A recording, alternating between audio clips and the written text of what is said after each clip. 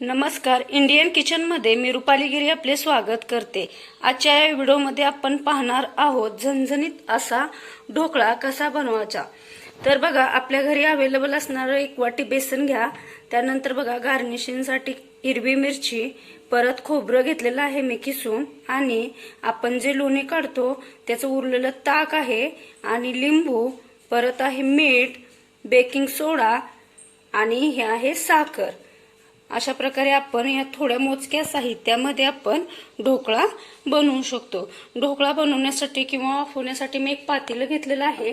त्या पातेल्यामध्ये 2 ग्लास पाणी टाकून मी गरम करायला ठेवणार आहे.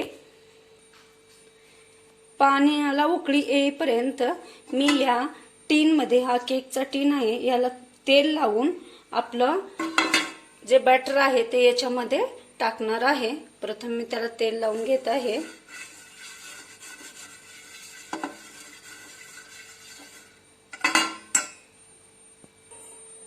अशा प्रकारे मी या केकच्या टीनला तेल लावून घेतलेलं आहे. आता या पातेल्यामध्ये मी बेसन पीठ टाकून घेत आहे. हे मस्त मी चाळून घेतलेलं आहे. त्यामध्ये टाकणार आहेत आपण साखर. साखर 1 चमचा घ्यायची आहे तुम्हाला. त्यानंतर टाकणार आहे मी मीठ,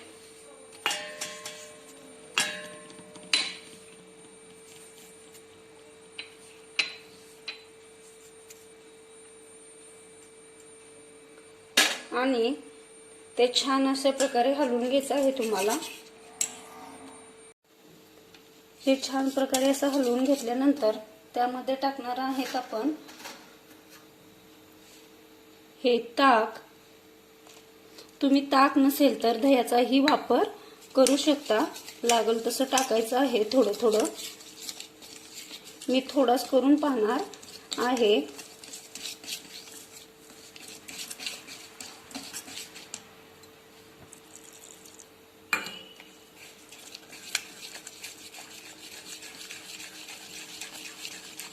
त्याच्यात गाठी राहणार नाहीत याची काळजी घ्या तुम्ही. छान प्रकारे असं हलवून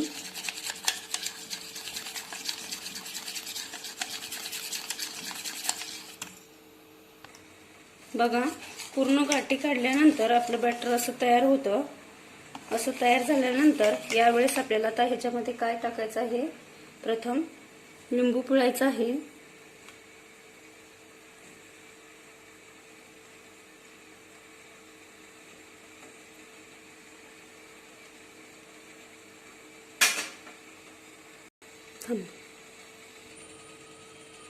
त्यात पडलेली 1 बी काढलेली आहे मी.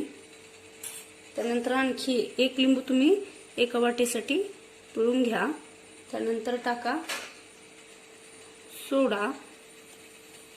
सोडा टाकल्यानंतर त्याला पटकन तुम्ही असं हलवून घ्या. बॅटर एकदम हलकं झालं पाहिजे. तुम्ही पाहू शकता बॅटर कसं फुगत आहे सोडा टाकल्या टाकल्या.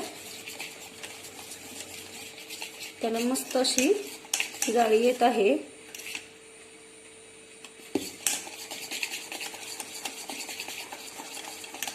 बॅटर असं हलकं झाल्या जास्त वेळ न घालवता लगेच ते या टीनमध्ये टाकून घ्या.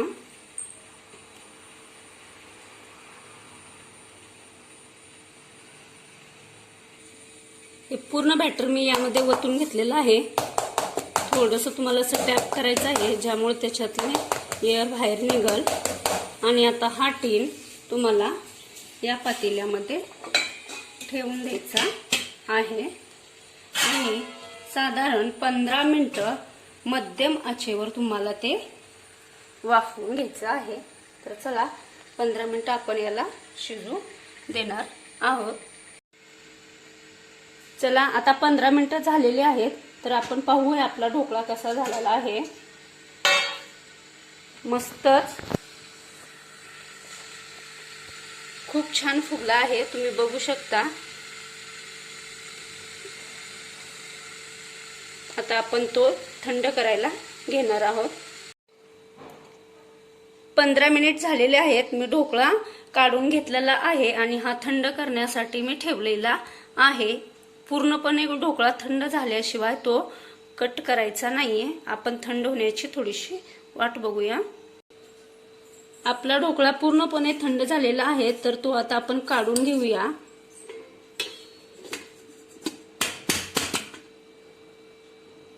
मस्तच छान असा ढोकळा निघाला आहे. तुम्ही पाहू शकता त्याला किती छान अशी जाळी पडलेली आहे. आता आपण याला गार्निशिंग करण्यासाठी थोडीशी मोहरी आणि मिरची घेऊया. आपली कढई गरम झालेली आहे, त्याच्यात एक अर्धा पळी मी तेल टाकत आहे. तेल छान गरम झाल्यानंतर त्यामध्ये टाकूया थोडीशी मोहरी,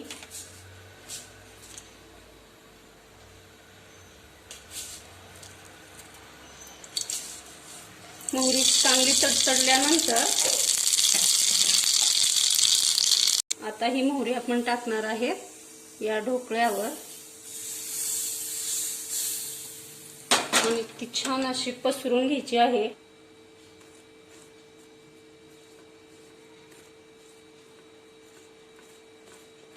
आणि त्याच कढईमध्ये आपल्याला आता टाकायची आहे हिरवी मिरची आणि थोडंसं तेल.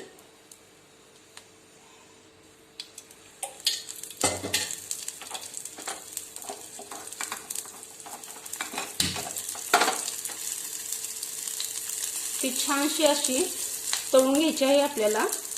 आता ह्या तळलेल्या हिरव्या मिरचीमध्ये आपण थोडंसं 1-2 चिमूट मीठ टाकणार आहोत. त्यामुळे मिरच्याला छान अशी चव येते. आणि गॅस बंद करायचा आहे. आता आपण या ढोकळ्यावर टाकूया थोडंसं खिसलेलं खोबरं.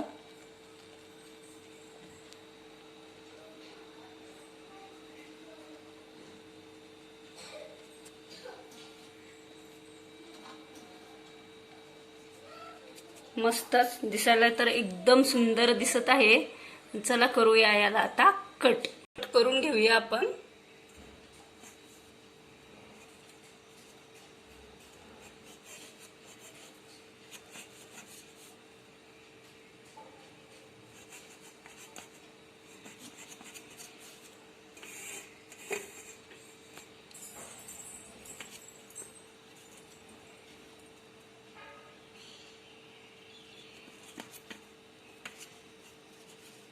तुम्ही पाहू शकता एक वाटीमध्ये खूप सारा मोठा ढोकळा तयार झालेला आहे.